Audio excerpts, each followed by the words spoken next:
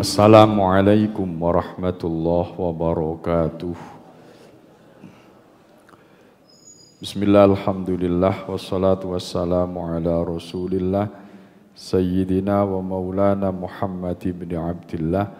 La hawla wa la quwwata illa billah.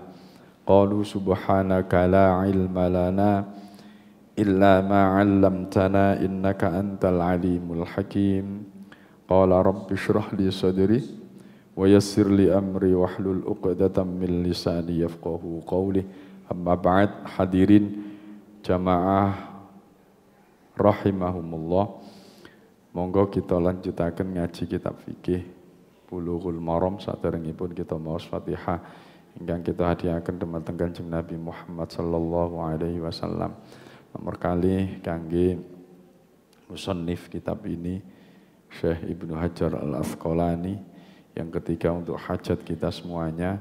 Mugi-mugi kita senantiasa diberikan panjang umur ingkang barokah, manfaat, rezeki ingkang halal, rezeki yang barokah, anak-anak ingkang soleh dan solihah, husnul khotimah. Al-Fatihah. A'udzu billahi minasyaitonir rajim. Bismillahirrahmanirrahim. Alhamdulillahi rabbil alamin. Ar-Rahmanir Rahim. Maliki yaumiddin. Iyyaka na'budu wa iyyaka nasta'in. Ihdinas siratal mustaqim.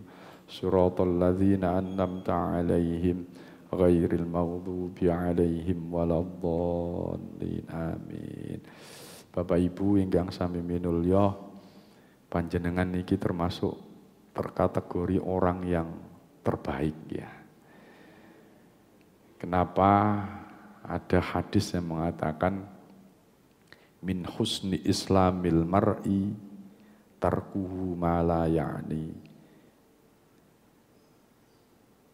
Sebagian dari tanda-tanda min husni islamil mar'i ya, sebagian dari tanda-tanda kebaikan keislaman kita, kualitas keislaman kita itu manakala kita meninggalkan perkara-perkara yang tidak ada gunanya. Artinya waktu yang kosong terus tidak digunakan untuk apapun, itu bagian dari kerusakan dari Islam kita. Karena Islam itu sangat menganjurkan pemeluknya untuk mengisi waktunya itu dengan waktu-waktu yang banyak manfaatnya. Nah, panjenengan niki luar biasa. Ngaji, mari subuh ngaji, enak-enak mari sholat mestine biasa itu. Nggih kula tapi ya. Tapi panjenengan boten ngaji ya. Ngaji. Sehingga ini indikasi bahwa keislaman kita ini luar biasa. Moga-moga bisa istiqomah ya. Walaupun ngaji kita dengan ngaji rungon ya.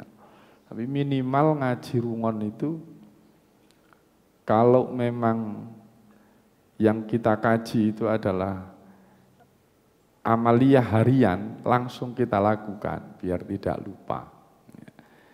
Kemudian nek gak lali hadis, lali Pak kula Pak hadis, gak penting ya. Sing penting aku tahu ngaji iki. Nah, tahu ngaji iki ono dalile, ono nggone kitab Bulughul Maram. Wah, lumayan. Ada pegangan bahwa yang kita lakukan itu ada dasarnya. Lah nek panjenengan pingin pinter malih nggih nggawa kitab terus mari ngono diisi ya, itu lebih bagus lagi. Tapi begini saja sudah termasuk luar biasa. Dan majelis yang kita adakan seperti ini ya, kajian dengan saya, dengan Ustadz Karno, dengan Ustadz Subi, dengan Yai Rofik ya. Ini sebuah kajian yang sangat luar biasa. Terhitung semua yang mengikuti baik yang ngantuk maupun yang tidak ngantuk itu berpahala ngaji ya. Nah, ini luar biasanya di situ. Sehingga Ini motivasi pada kita semuanya, ya, bisa istiqomah dengan ngaji ini. Bismillahirrahmanirrahim. Kita melanjutkan hadis yang kemarin berkenaan dengan sutroh. Kasih imut sutroh ingin apa Bu? Nggih, batas salat. Wa an Abi Sa'idil Khudri, saking Abi Sa'idil Khudri, qala dawuh sapa Rasulullah sallallahu alaihi wasallam, idza shalat tatkarane salat sapa ahadukum salah siji saking sira kabeh ila syai'in maring suwiji-wiji yasturu gawe yo napa aling-aling sapa ahad hu ing syai' minan nasi saking menungso fa arada mongko ngarepaken sapa ahadun salah siji wong ayyajtaza ing yen to lewat sapa wong baina yadaihi ing ngarepe wong sing salat fal yadfa'hu mongko becik nolak osirahu ing wong sing lewat fa in aba mongkon lamun nolak atau mongko lamun gak menghiraukan sapa sing lewat mau fal yuqatilhu mongko becik merangono sirahu ing wong sing lewat mau fa innama mongko setuhune wong sing lewat mau huwa ya utawa wong sing lewat mau iku syaitonun setan muttafaqun alaih diriwayataken saking muttafaqun alaih Bukhari Muslim wa fi riwayatin lan ing dalam sebuah riwayat fa inna ma'ahu mongko stune semertane wong sing lewat mau al qarina ya jin korin ya.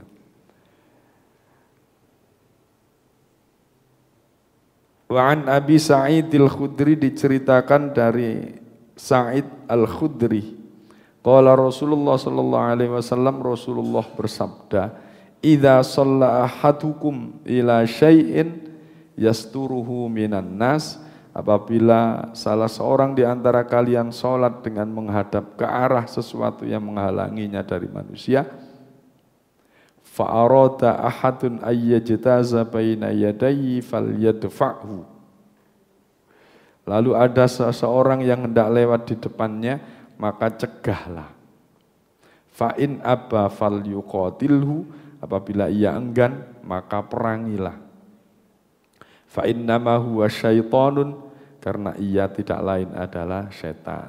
Nah, hadirin jamaah rahimakumullah, ini hadis menunjukkan bahwa pentingnya untuk memakai sutroh pada waktu sholat yang berpotensi dilewati orang, ya, yang dilewati orang.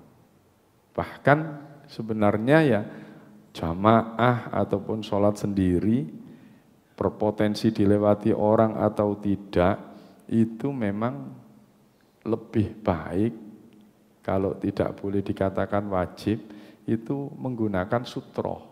Ya. Dalam banyak riwayat Nabi itu setiap sholatnya mesti menggunakan sutroh.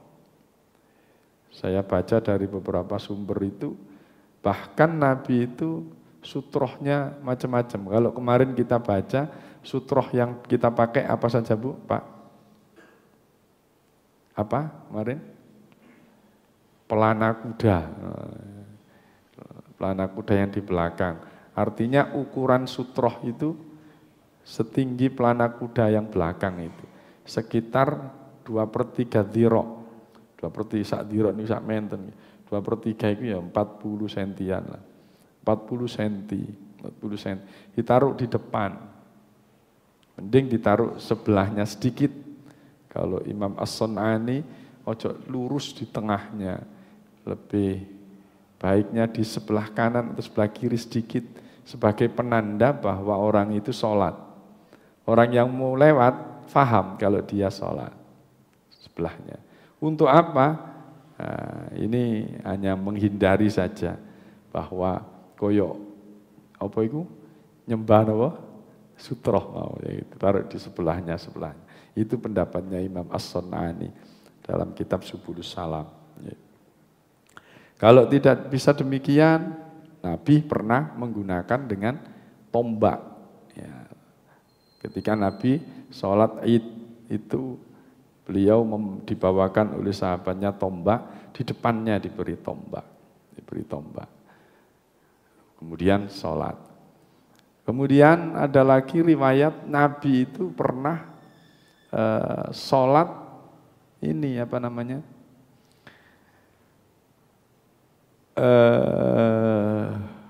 Ontahnya menjadi sutroh. Ontanya ditaruh di depan, jadi sutroh dari sholat beliau. Padahal ada hadis lain itu mengatakan jangan sholat di kandang onta, ada yang mengatakan begitu. Itu Nabi malah menggunakan sutrohnya sebagai ontanya itu. Kemudian ditanya oleh sahabat itu, Nabi kok pakai sutroh onta, bagaimana kalau onta ngamuk? Kalau memang ontanya tidak bisa diam atau ontanya tidak bisa diam, lebih baik menggunakan pelananya atau pelana kuda itu taruh di depan. Intinya dari beberapa riwayat itu adalah penggunaan sutroh dalam sholat itu sangat-sangat penting. Penggunaan sutroh dalam sholat itu sangat-sangat penting. Kalau di tempat kita, ini dulu Nabi maupun sahabat-sahabat itu menggunakan tiang masjid. Tiang masjid itu dijadikan sutroh. Panjenengan Nabi sholat sunnah, ya, itu bisa menggunakan sutroh tiang masjid itu. Atau apa nih? Tembok. Jadi persis di belakangnya tembok, sehingga tidak ada orang yang lewat di depannya. Atau kalau enggak, ya di belakangnya tiang masjid nih. Sing disendeni Cak Sugeng niku. Turu. Ya, di belakangnya. Dulu pada zamannya Nabi di Madinah itu tiang, bahasa Arabnya ustuwanah, itu yang paling favorit ini ustuwanah Aisyah atau ustuwanah Muhajirin. Itu di Raudhah itu ada 6 tiang, Ada tiang Aisyah atau disebut dengan ustuwana Aisyah atau Muhajirin. Yang kedua ada ustuwana Abi Lubabah. Itu yang pernah diceritakan Kiai Profesor Ali Aziz. Abi Lubabah. Yang berikutnya ada ustuwana Mukhallaqah. Ini ustuwana tiang yang di situ dulu Nabi biasa khutbah itu di mimbar yang terbuat dari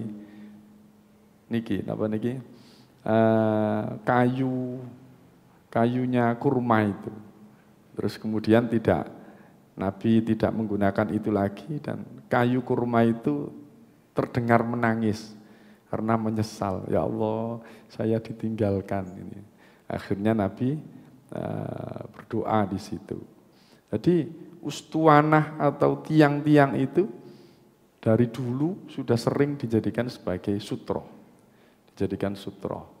Nah, kalau sudah tahu ada orang yang sholat di timurnya tiang, dianggap tiang itu sebagai sutroh. Orang yang lewat jangan sampai melewati antara orang yang sholat dengan tiang tadi itu, karena itu sutrohnya.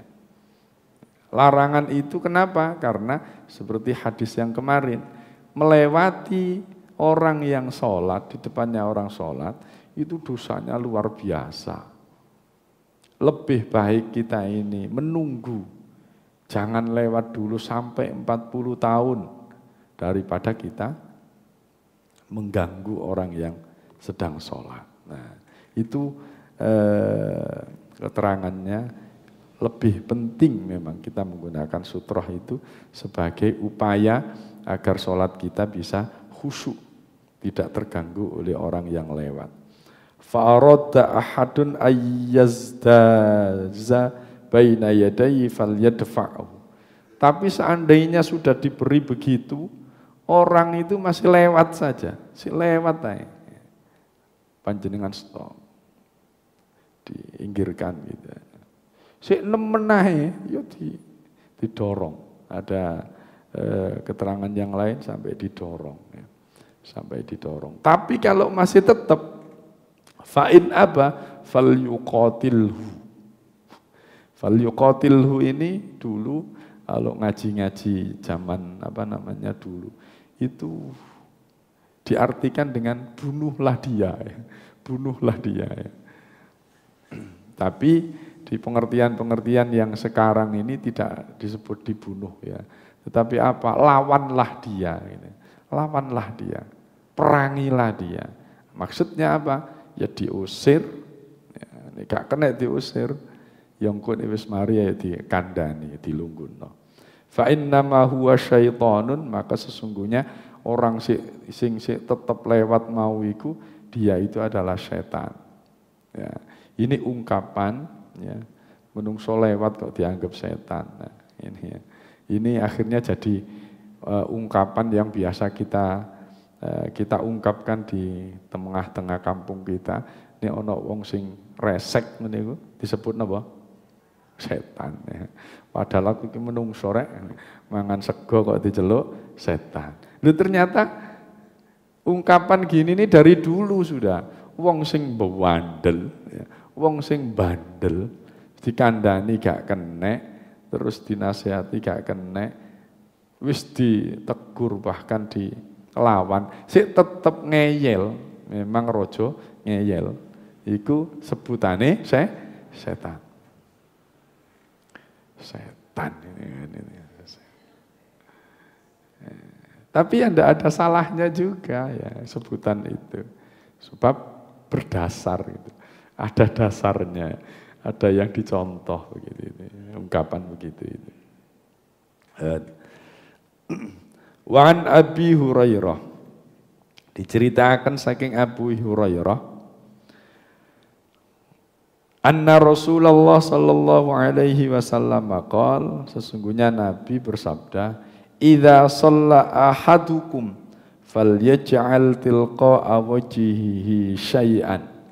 Idza sholatat kalane salat sapa ahadukum salah siji saking sira kabeh, falyaj'al mongko becik gawe sapa ahad tilqa awjihi ing ngarepe wong sing salat syai'an ing suwiji-wiji. Fa illam yajid mongko lamun ora nemu sapa ahad falyansib mongko becik ngadekno sira ason ing teken. Fa illam yakun mongko lamun ora ana teken, fal yakhutta mongko bersik becik garis sira khatton kelawan garisan. Tsumma la yadurruhu mongko nuli la yadurruhu ora bahayani hu ing wong sing salat sapa man wong marra kang lewat sapa wong baina yadahi ing ngarepe wong sing salat. Idza shalla ahadukum falyaj'al tilqa'a wajhihi syai'an. Ketika kita mau salat, maka jadikan di depan tempat salat kita itu sesuatu, berdirikan sesuatu yang ada di tempat kita. Mbok dikai topi, mbok dikai tas ngarepe. Artinya nggih sutroh mau. Fa illam yajid falyansib ason, bahkan boleh kamu meletakkan tongkat di depanmu. Fa illam yakun falyakhutta, jika tidak ada maka cukup dengan digarisi. Pokoknya ono tanda. Ini masjid kita sudah jelas garisan tempat berdirinya jamaah itu sebagai batas orang yang sholat di belakangnya. Sampun ngantos panjenengan lewat persis di depan orang sholat, itu haknya orang yang sholat, tidak boleh diganggu. idza lam ya tsumma la yadurruhu man marra baina yadayhi. Sehingga dengan adanya batas tadi itu tidak membahayakan orang yang lewat di depannya. Lu kok iso membahayakan orang yang lewat di depannya? Ya bahaya, wong kena dosa. Lewat di depan orang sholat itu dosa ya. Sehingga kita harus memberikan batas tadi itu. Ada kategori, beberapa kategori orang yang lewat di depan orang yang sholat itu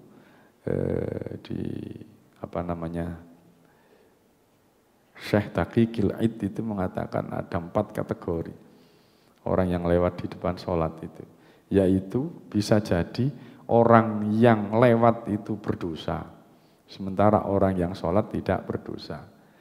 Ada kategori yang kedua, bisa jadi orang yang sholat berdosa, yang lewat pun juga berdosa. Wis sholat itu dosa.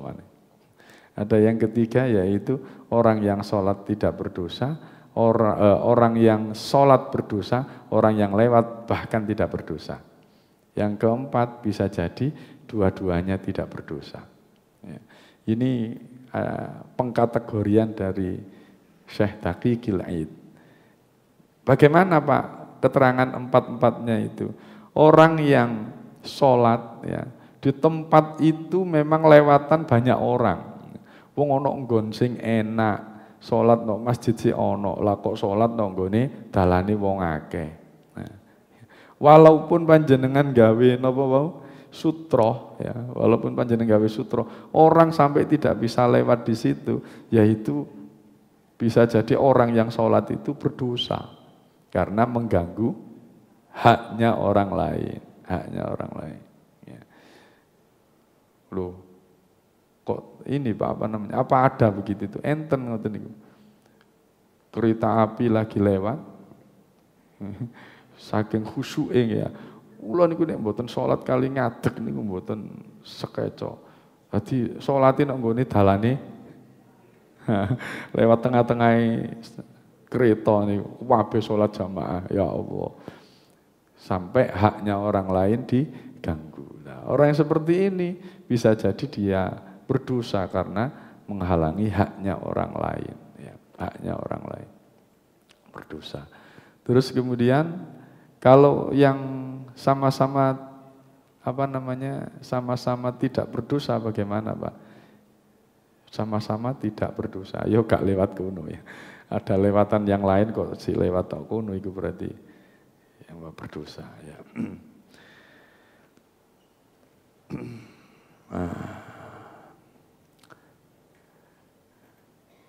Wa an Abi Sa'idil Khudri. Saking Abi Sa'idil Khudri qala Rasulullah sallallahu alaihi wasallam la yaqta'us sholata syai'un. La yaqta'u ora bisa medhot as-sholata ing salat apa syai'un suwiji-wiji. Wadra'u ma mastata'tum, wadra'u nolak sira ma mastata'tum selagine kuwasa. Akhrajahu Abu Dawud wa fi sanadin dhaifin, sanadnya dhaif. La yaqta'us sholata syai'un, tidak ada sesuatu pun yang bisa menghalangi sholat. Tidak ada sesuatu pun yang bisa menghalangi atau mengurangi pahalanya sholat. Tidak ada sesuatu pun yang bisa membatalkan sholat. Artinya la yaqta'as sholata syai'un, bisa demikian.